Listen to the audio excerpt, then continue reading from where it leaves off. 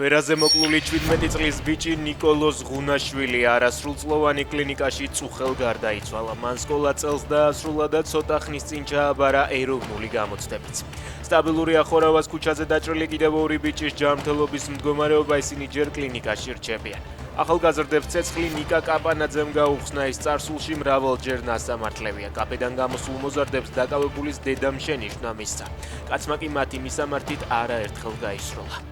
წიმია 31 წლის კაცის მდგომარეობა, რომელსაც ბათუმის ცენტრში 10-მდე ტყვია აესროლეს. ადგილობრივი მედიის ინფორმაციით ის რეანიმაციულ განყოფილებაში მართვით სუნთქვაზე იმყოფება. მომხდარზე გამოძიება დაწყებულია, თუმცა ჯერჯერობით დაკავებული არავინაა.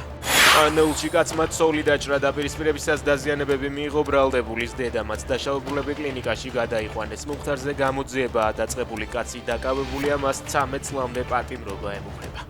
ევროკავშირის წევრი ქვეყნები რუსეთის წინააღმდეგ სანქციების 21 პაკეტზე შეთანხმდნენ. უკრაინამ სამხედრო ინიციატივა მოიპოვა. ჩვენი სანქციები კი რუსეთის საომარი ძალისხმევის ეკონომიკური საფუძვლების დასუსტებას განაგრძობს, წერს ევროკომისიის პრეზიდენტი ურსულა ფონ დერ ლაიენი.